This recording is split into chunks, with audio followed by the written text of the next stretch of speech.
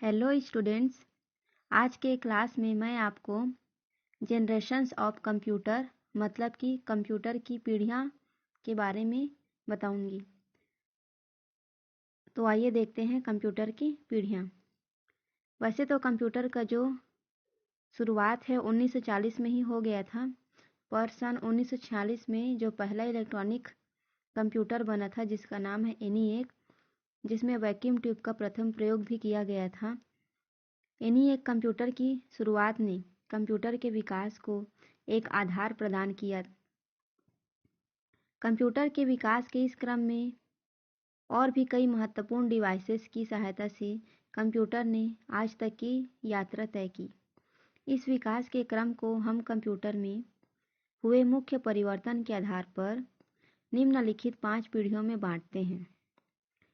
ये 5 पीढ़ियां हैं: first generation of computer, second generation of computer, third generation of computer, fourth generation of computer, fifth generation of computer. आइए देखते हैं एक एक जनरेशन के बारे में डिटेल से। तो सबसे पहला देखेंगे प्रथम पीढ़ी के computer, first generation of computer. वैसे तो कंप्यूटर की जो पहली पीढ़ी है 1946 से 1956 तक के कंप्यूटर को कहा जाता है। इसमें जो है प्रथम इलेक्ट्रॉनिक कंप्यूटर जो 1946 में आया था, इसका नाम ENIAC था। ENIAC का पूरा नाम है electronic numerical integrator and calculator. ENIAC का जो आविष्कार है JP एकर्ट तथा JW मुचली ने किया था। ENIAC कंप्यूटर में ही वैक्यूम ट्यूब का प्रथम प्रयोग किया गया था। वैसे तो देखेंगे तो प्रथम पीढ़ी के जो कंप्यूटर हैं उसमें हजारों वैक्यूम ट्यूब का प्रयोग होता था, इसलिए इन कंप्यूटर का जो आकार है बहुत बड़ा था। इनको रखने के लिए भी बड़े बड़े कमरे की आवश्यकता होती थी और एक बार इनको एक जगह पर रखने के बाद उसे दूसरे जगह पर ले जाना बहुत ही मुश्किल था, उसका स्थान परिवर्तित नहीं कर सकते थे। अब हम देख लेते हैं प्रथम पीढ़ी के जो कंप्यूटर हैं किस प्रकार से दिखाई देते थे। यहाँ पे देखिए, ये है फर्स्ट जनरेशन का कंप्यूटर। चित्र में देख रहे होंगे पूरे कमरे के जितना है और इससे भी बड़ा बड़ा होता है। तो इस प्रकार से फर्स्ट जनरेशन का कंप्यूटर आकार में एक कमरे के बराबर जितना था। अब ENIAC कंप्यूटर के बारे में थोड़ा जान लेते हैं। ENIAC कंप्यूटर का जो लंबाई था 30 से 50 फीट लंबा था। वजन जो है उसका 30 टन था। इसके लिए 18,000 वैक्यूम ट्यूब, 70,000 रजिस्टर, 10,000 कैपेसिटर और 150,000 वाट बिजली की आवश्यकता होती थी।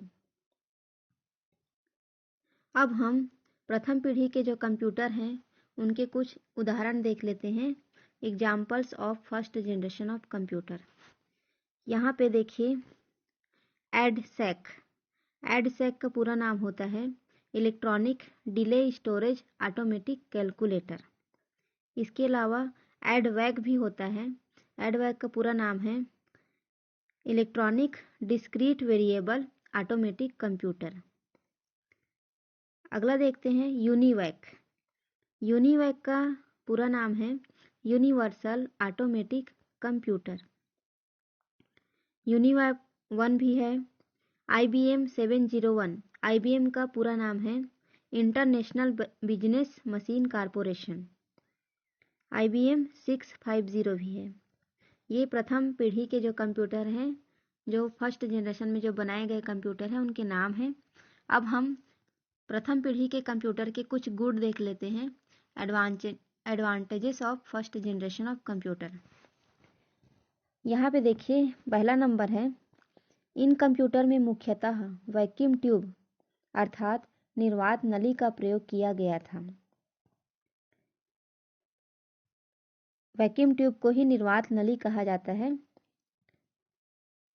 सेकंड नंबर है, इन कंप्यूटर में स्टोरेज के लिए मैग्नेटिक ड्रम का प्रयोग किया जाता था।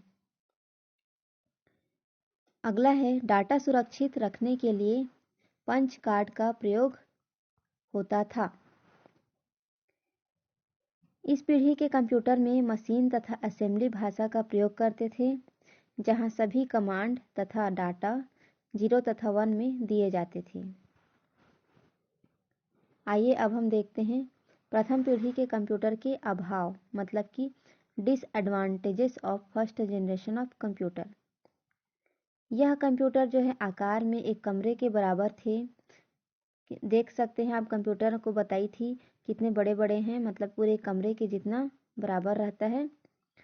दूसरा नंबर है यह कंप्यूटर बहुत अधिक गर्मी छोड़ते थे। कंप्यूटर जो है बहुत बड़े होने की वजह से ही उनके अंदर के जो मशीन थे वो बहुत ही ज़्यादा गर्म हो जाते थे, इसलिए बहुत अधिक गर्मी छोड़ते थे। अगला है यह कंप्यूटर बहुत ही धीमी गति से कार्य करते थे। हाँ, ये कंप्यूटर जो है धीमा था, धीमी गति से कार्य करते थे। अगला है यह कंप्यूटर बहुत ही नाजुक और कम विश्वसनीय थे। बहुत ही ज़्यादा नाजुक थे, बड़ी आसानी से टूट भी सकते थे और इसीलिए कम विश्वसनीय कहा गया है। अगला नंबर है इन कंप्यूटर की गति वर्तमान कंप्यूटर की तुलना में बहुत कम थी। आज के जो वर्तमान के कंप्यूटर हैं इनके मुकाबले में इनकी गति बहुत ही कम थी। अगला है इस पीढ़ी के कंप्यूटर को चलाने के लिए एयर कंडीशनर अर्थात एसी का उपयोग करना परम आवश्यक था। रूम को ठंडा रखने के लिए और कंप्यूटर अच्छे से कार्य करे इसके लिए एसी लगाए जाते थे। आगे देखेंगे द्वितीय पीढ़ी के computer, second generation of computer. कंप्यूटरों की जो दूसरी पीढ़ी है 1956 से लेकर के 1964 तक के कंप्यूटर को कहा गया है।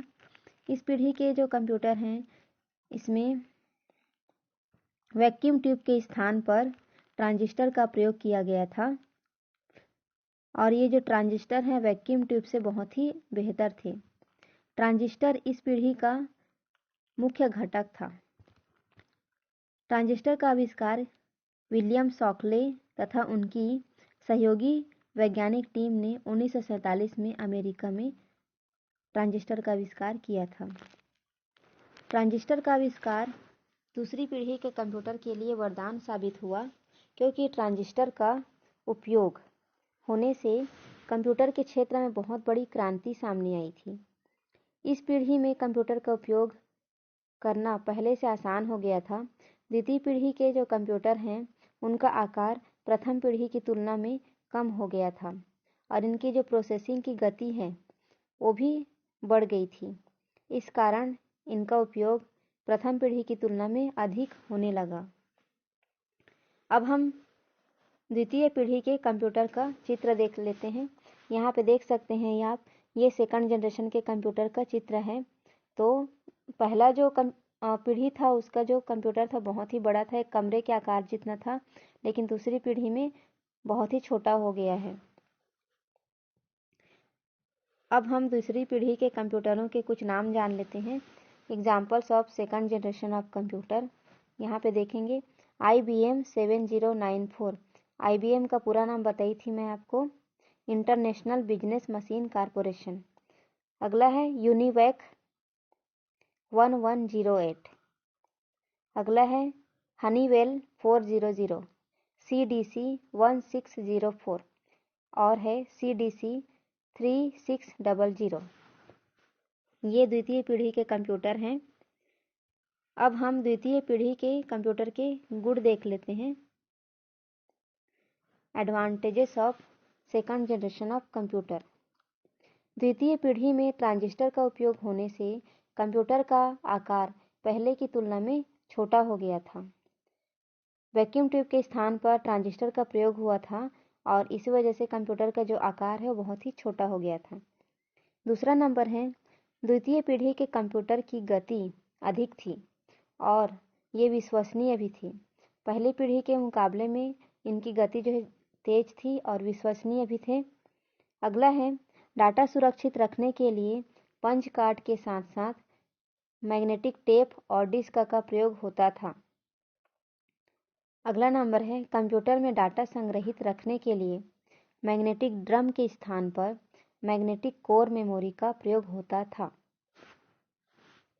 आगे देखेंगे इस पीढ़ी के कंप्यूटर में मशीन भाषा के स्थान पर उच्च स्तरीय भाषा मतलब कि हाई लेवल लैंग्वेज का उपयोग किया गया। यहाँ पे high level language, low level language दो प्रकार के भाषा होते हैं। मशीन लैंग्वेज जो है लो लेवल लैंग्वेज है, और यहाँ पे फोर्ट्रान मतलब कि फार्मूला ट्रांसलेशन और कोबुल मतलब कि कॉमन बिजनेस, ये दोनों जो है हाई लेवल लैंग्वेज हैं। आगे हम द्वितीय पीढ़ी के कंप्यूटर के अभाव देख लेते हैं। Disadvantages of second generation of computer. यह जो कंप्यूटर है साइज में बड़े होने के कारण इनको एक स्थान से दूसरे स्थान पर ले जाने में परेशानियां होती थी। प्रथम पीढ़ी के जो कंप्यूटर थे वो पूरे कमरे के जितने बड़े थे, लेकिन द्वितीय पीढ़ी के कंप्यूटर भी प्रथम के मुकाबले छोटे तो थे लेकिन फिर भी आकार में बड़े थे। इस वजह से एक स्थान से दूसरे स्थान पर ले जाना बहुत ही मुश्किल था। अगला नंबर है, इन कंप्यूटर का रख रखाव काफ़ी कठिन था। इस कारण प्रत्येक यूज़र इनका उपयोग नहीं कर सकता था। आगे है, इन कंप्यूटर को चलाने के लिए उच्च स्तरीय प्रोग्रामिंग भाषाओं का ज्ञान हर किसी को नहीं होता था। कंप्यूटर को चलाने के लिए जो प्रोग्रामिंग भाषा था, उन प्रोग्रामिंग भाषाओं का ज्ञान हर किसी को नहीं था। इस वजह से इसको हर कोई नहीं चला सकता था। आगे देख लेंगे, इन कंप्यूटर को ठंडा रखने के लिए वातानुकूलित कमरे की ज़रूरत होती थी। वातानुकूलित कमरे मतलब कि बड़े कमरे की आवश्यकता होती थी और एसी की भी आवश्यकता होती थी। अब हम अगला देख लेते हैं, तृतीय पीढ़ी के कंप्यूटर मतलब कि थर्ड जनरेशन ऑफ कंप्यूटर। तीसरी पीढ़ी के कंप्यूटर की बात की जाए तो 1964 से लेकर के 1971 तक के कंप्यूटर को तीसरी पीढ़ी के कंप्यूटर के रूप में लिया गया है। तीसरी पीढ़ी के आने से कंप्यूटर के क्षेत्र में काफ़ी विकास हुआ। इस पीढ़ी के कंप्यूटर में ट्रांजिस्टर के स्थान पर इंटीग्रेटेड सर्किट मतलब कि आईसी का प्रयोग किया जाने लगा। आईसी जिसका पूरा नाम है इंटीग्रेटेड सर्किट, आईसी चिप का आविष्कार टेक्सास इंस्ट्रूमेंट कंपनी के इलेक्ट्रिकल इंजीनियर जैक किल्बी द्वारा 1958 में किया गया था। जैक किल्बी द्वारा किए गए आईसी के आविष्कार से कंप्यूटर में काफ़ी बदलाव आए। इंटीग्रेटेड सर्किट का इस्तेमाल से कंप्यूटर का आकार काफ़ी छोटा हो गया था।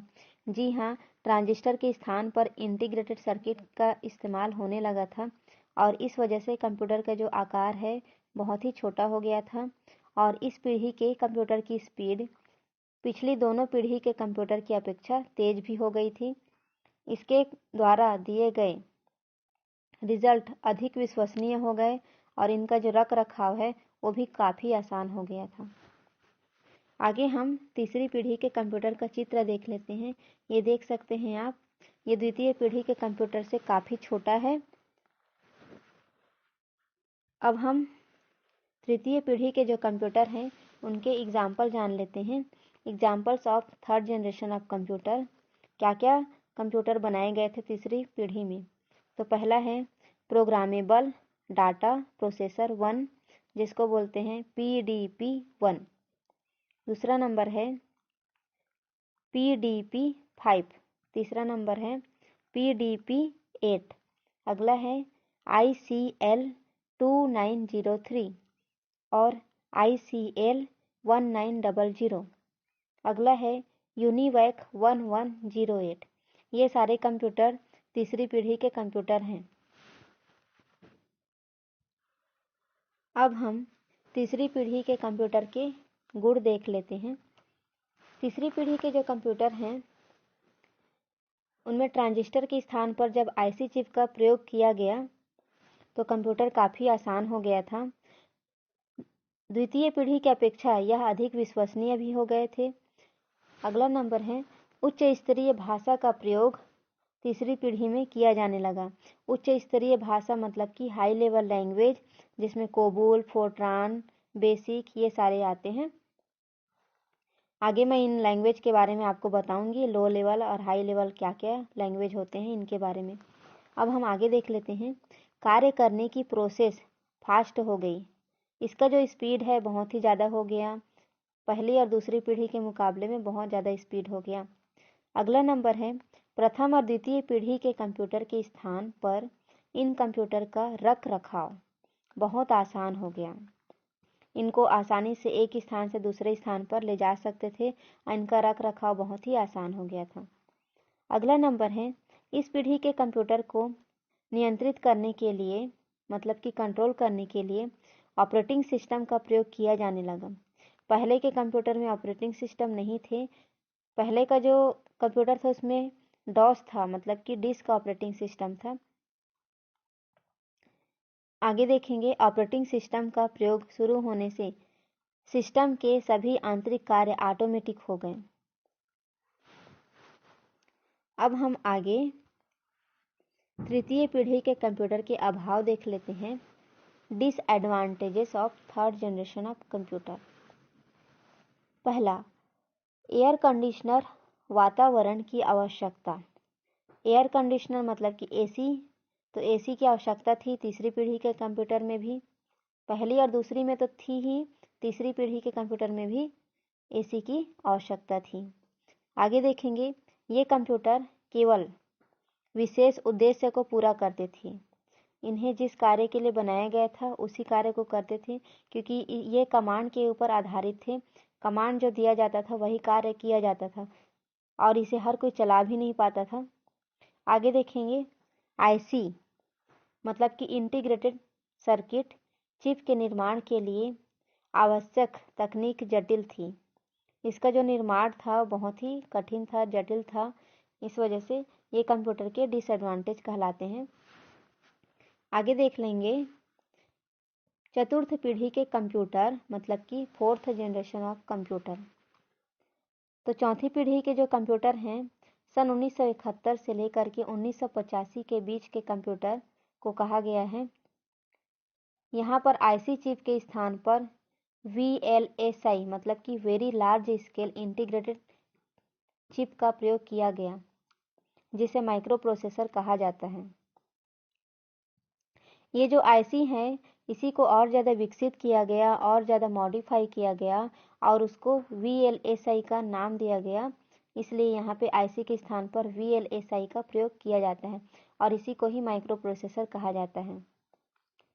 इस टेक्नोलॉजी में एक ही चिप पर 30,000 कंपोनेंट्स को इंटीग्रेट करना संभव हुआ।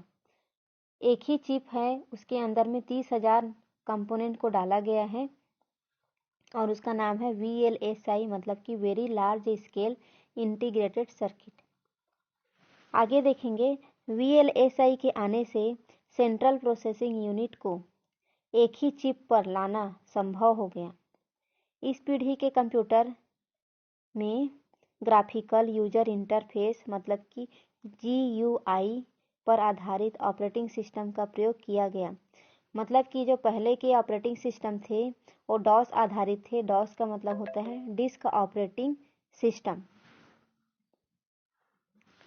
मतलब कि उसमें कोई चित्र दिखाई नहीं देते थे, उसमें सिर्फ कमांड दिखाई देते थे, शब्द दिखाई देते थे, टेक्स्ट दिखाई देते थे, ठीक है।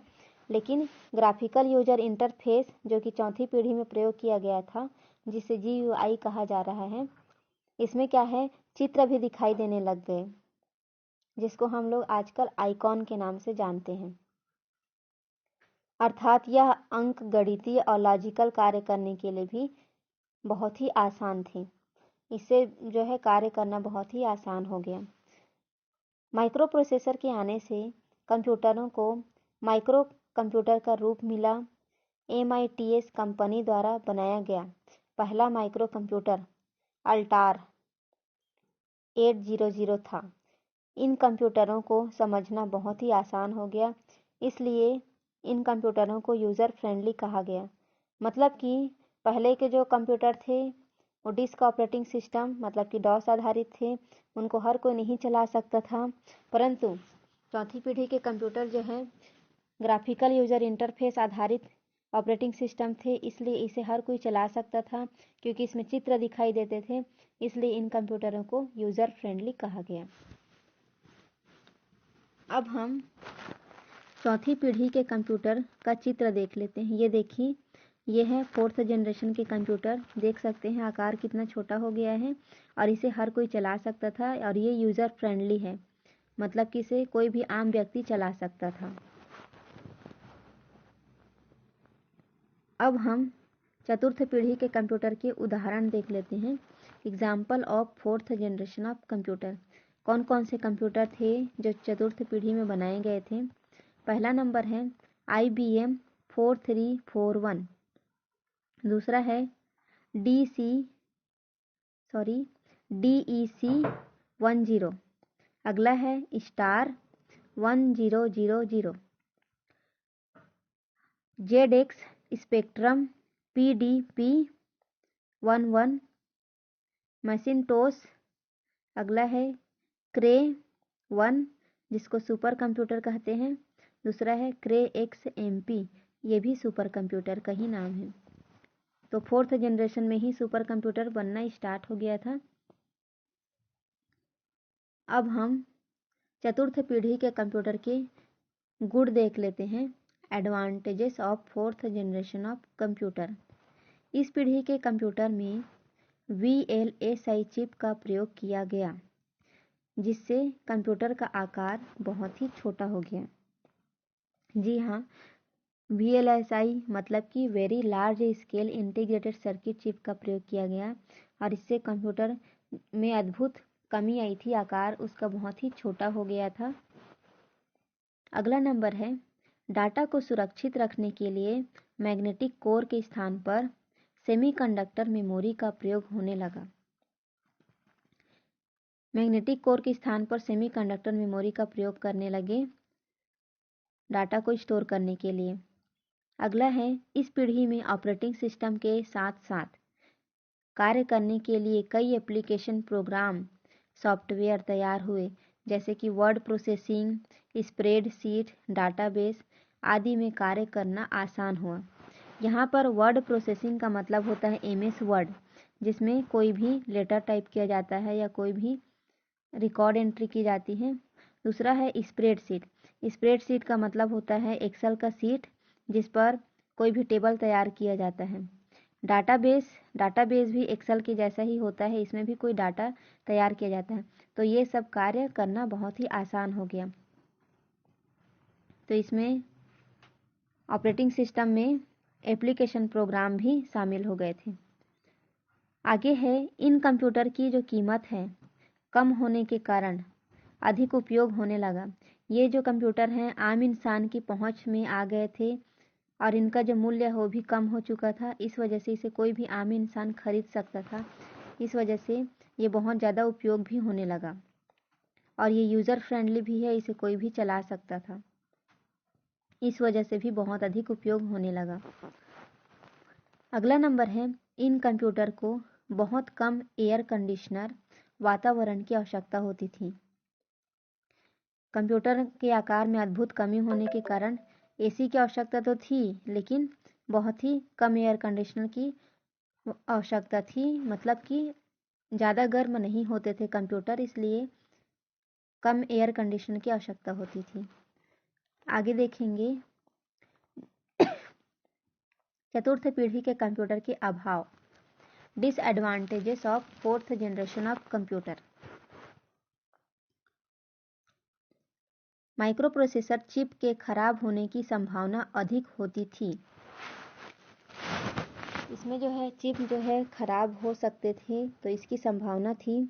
अगला है नेटवर्क का विकास होने से संक्रमण संभावना होने लगी, क्योंकि 4th जनरेशन में नेटवर्क का विकास हो चुका था, इंटरनेट का विकास हो चुका था। इस वजह से वायरस आने का खतरा हमेशा कंप्यूटर पर बना रहता था। आगे देखेंगे इंटरनेट की आवश्यकता बढ़ गई। जी हाँ, 4th जनरेशन में इंटरनेट की आवश्यकता बहुत ज़्यादा बढ़ गई थी, हर कोई इंटरनेट का प्रयोग करने लग गया। अगला है मल्टीमीडिया जैसे काम होने से अधिक मेमोरी की आवश्यकता हुई। यहाँ पे मल्टीमीडिया का मतलब होता है वीडियो देखना, गेम्स खेलना, कोई भी ऑडियो सॉन्ग सुनना, तो ये सारे कार्य जो है मल्टीमीडिया हैं। तो ऐसे कार्य होने की वजह से मेमोरी की आवश्यकता अधिक होने लग गई थी। अब हम कंप्यूटर के 5वीं पीढ़ी के बारे में पढ़ लेते हैं। 5वीं पीढ़ी के computer, 5th generation of computer. तो 5वीं पीढ़ी का जो कंप्यूटर है 1985 के बाद से आज तक के और आगे भविष्य में आने वाले सभी कंप्यूटर को 5वीं पीढ़ी के कंप्यूटर की श्रेणी में रखा गया है। इस पीढ़ी के जो कंप्यूटर हैं उनमें कृत्रिम बुद्धिमत्ता मतलब कि आर्टिफिशियल इंटेलिजेंस का प्रयोग करके इनको बुद्धिमान बनाने का प्रयोग किया जा रहा है, प्रयास किया जा रहा है। कहने का मतलब ये है कि आज के जो कंप्यूटर हैं रोबोटिक्स हो गए हैं, मतलब कि ऐसे ऐसे आविष्कार किए जा रहे हैं कि रोबोट बनाए जा रहे हैं जिसके अंदर कंप्यूटर अपना कार्य कर रहा है। और रोबोटिक्स मतलब कि ऐसा मतलब एक मशीन है जिसके अंदर में दिमाग डाला जा रहा है, उसको बुद्धिमान बनाया जा रहा है ताकि वो अपने से ही कोई कार्य कर सके। आगे देखेंगे, जिससे वॉइस रिकॉग्निशन एवं इमेज कंट्रोल का कार्य तीव्र गति से किया जा सके। कृत्रिम बुद्धिमत्ता की वजह से ही कहीं पे भी वीडियो कॉन्फ्रेंस वगैरह या फिर वॉइस रिकॉग्निशन मतलब कि आवाज़ को रिकॉर्डिंग करना, इमेज कंट्रोल का कार्य मतलब किसी प्रकार के चित्र को कंट्रोल कर सके, ऐसा कार्य तीव्र गति से किया जा सके। इस वजह से आर्टिफिशियल इंटेलिजेंस का प्रयोग किया जा रहा है। नए नए तरीके के रोबोट बनाए जा रहे हैं। आगे देखिए, इस पीढ़ी के जो कंप्यूटर हैं उसमें VLSIC के स्थान पर ULSIC मतलब कि ultra large scale integrated circuit chip का माइक्रो प्रोसेसर के रूप में प्रयोग किया गया है। VLSIC का मतलब तो जानते हैं आप लोग, very large scale integrated circuit. तो VLSIC के स्थान पर ULSIC जिसको बोलते हैं ultra large scale integrated circuit, इस चिप का प्रोसेसर के रूप में प्रयोग किया गया है। इस नई तकनीक से माइक्रो प्रोसेसर के आकार और कार्य करने की क्षमता में काफ़ी वृद्धि हो गई है, जिससे इन कंप्यूटर का जो उपयोग है मूल रूप से अकाउंटिंग, इंजीनियरिंग, रिसर्चेस, डिफेंस आदि क्षेत्र में किया जा रहा है। ये देखिए, 5वीं पीढ़ी का जो कंप्यूटर है वो इस प्रकार से दिखाई देता है। देख सकते हैं आकार बहुत ही ज़्यादा कम हो चुका है और इनका जो स्पीड है वो भी बहुत ही फास्ट हो गया है। अब हम 5वीं पीढ़ी के जो कंप्यूटर हैं उसके उदाहरण देख लेते हैं, कौन कौन से कंप्यूटर हैं जो 5वीं पीढ़ी में बनाए गए हैं। Examples of 5th generation of computer देख सकते हैं, desktop, laptop, palm top, notebook, ultrabook, Chromebook, परम, सुपर कंप्यूटर। यहाँ पे जो परम है सुपर कंप्यूटर है, बाकी सब कंप्यूटर हैं लेकिन आम कंप्यूटर हैं जिनको कोई भी इस्तेमाल कर सकता है। और सुपर कंप्यूटर का इस्तेमाल जो है किसी विशेष कार्य के लिए किया जाता है। तो यहाँ पे परम जो है सुपर कंप्यूटर है। यहाँ पे डेस्कटॉप मतलब कि जो टेबल पे रखा जाता है उस प्रकार का कंप्यूटर है।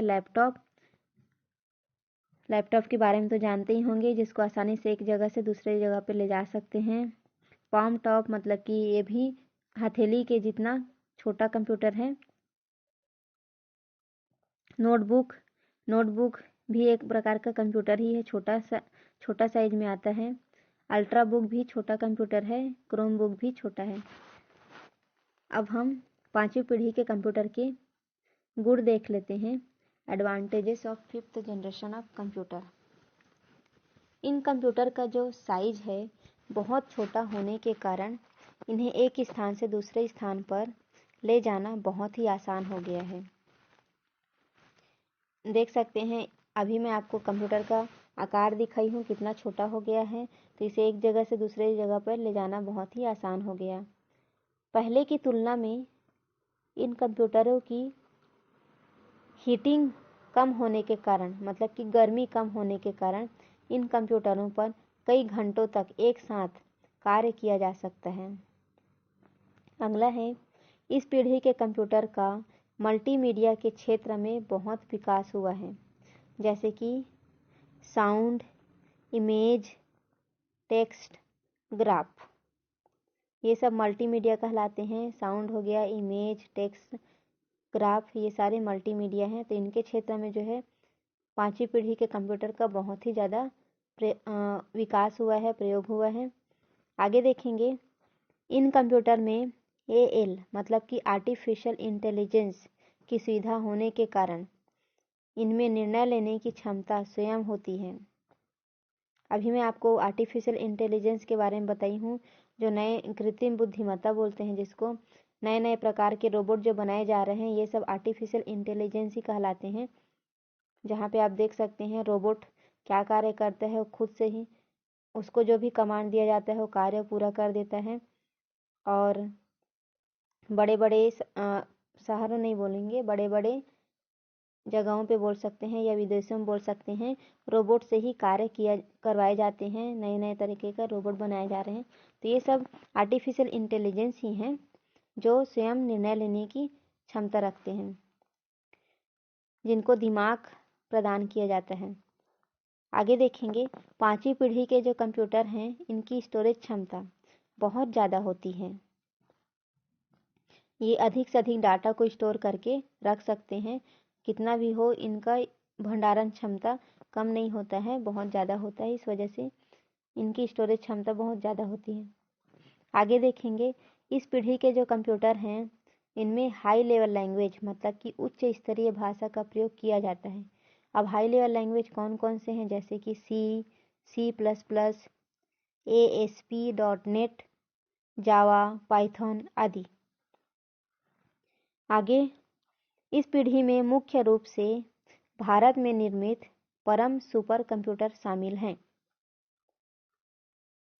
5वीं जनरेशन में परम सुपर कंप्यूटर बनाया गया था, जो कि भारत में बनाया गया था। अब 5वीं पीढ़ी के जो कंप्यूटर हैं उसके अभाव देख लेते हैं, मतलब कि disadvantages of 5th generation of computer. ये जो कंप्यूटर हैं मानव के मस्तिष्क को बहुत ही सुस्त एवं कमजोर बना देते हैं। देखिए, हर कार्य जो है कंप्यूटर पर किया जा रहा है, इसलिए आजकल मानव क्या करता है, कंप्यूटर पर ही पूरा आधारित हो जाता है और स्वयं कोई कार्य नहीं करता है। जो भी कार्य करना होता है कंप्यूटर के द्वारा ही करता है। जैसे कि सिंपल जोड़ घटाव भी वो कंप्यूटर में ही कर लेता है। तो बड़े बड़े कार्य जो है कंप्यूटर में आसानी से, बड़े बड़े गुणा भाग जोड़ घटाव आदि कार्य किए जा सकते हैं। इस वजह से कंप्यूटर जो है मानव के मस्तिष्क को सुस्त एवं कमजोर बना देता है। अगला है, मानव का पूरी तरह कंप्यूटर पर निर्भर होने से स्व विवेक की कमी होना। आजकल जो है कंप्यूटर पर ही मानव पूरी तरह से निर्भर हो गया है, हर कार्य को कंप्यूटर पर ही वो करता है। इस वजह से उसमें स्व विवेक की कमी हो जाती है। तो ये दोनों जो हैं 5वीं पीढ़ी के कंप्यूटर के अभाव हैं, मतलब कि डिसएडवांटेजेस हैं। तो आज का क्लास में बस इतना ही। आज मैं आपको 1st जनरेशन से लेके 5th जनरेशन तक के कंप्यूटरों का पूरा विवरण बताई हूँ। यहाँ पे आगे जो भी कंप्यूटर बनाएंगे या बनेंगे वो सारे कंप्यूटर 5th जनरेशन की श्रेणी में ही आएंगे। भविष्य में जितने भी कंप्यूटर बनेंगे सब 5th जनरेशन के ही कंप्यूटर हैं और आगे शायद उसको 6th जनरेशन भी मान सकते हैं। तो ये तो था आज का क्लास और आगे भी आप ऐसे ही पढ़ाई करते रहेंगे। चलिए, धन्यवाद।